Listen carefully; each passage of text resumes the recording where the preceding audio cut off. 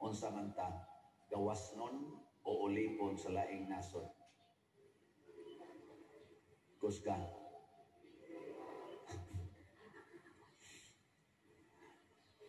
Ambot lang.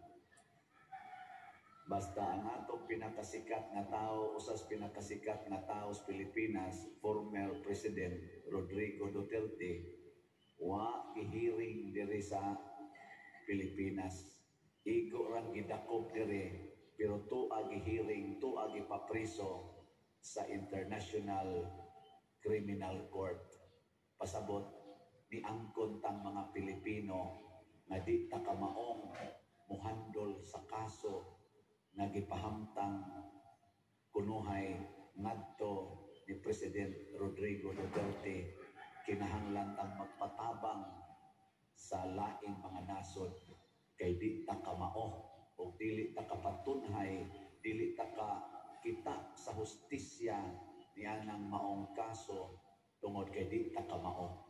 Ulipon ta, uyamo ta in relation to this case ngadto sa laing mga nasod. Bisan kita karon mga Pilipinos, unsa may atong kasagaran yung hunahuna, kung ni atas atong nasod, patay kita dinhi. Abroad yun. Ana, kay maura ginay paglaom nga makaluwas nato gikan sa atong financial problems. Hala, usban ng colors imong buhok ipablan para mura-mura sa kag-foreigner. Kay kung kana ra yung naong nimo nga Pilipino, wa ginay lami ng naonga. Mura ba tag inferior ta kanunay ba? Inferior. Hala, paputian ang imong naong kay kanin atong kayumanggi na color inferior from other nation. Hala, inata ng imong ilong kay kanan atong ilong nga murag paluwas lubi. Kanan para sa ning ako, uyamo ta, ulipon ta. Ala, sumpay ng imong pilok, anang imong pilok nga bubo kayo, ipariha na anang mga tagalaing nasod nga baw kay pilok taas pagyud kaayo.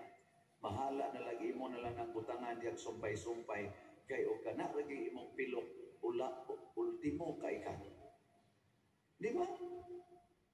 Nakita na to karon, nakita mga Filipinos wala tay igong kusog o kalig-on sa dignidad na makaingon tang labaw ta sa ubang nasod. Muratag mo feel yung inferior. So nang kay pag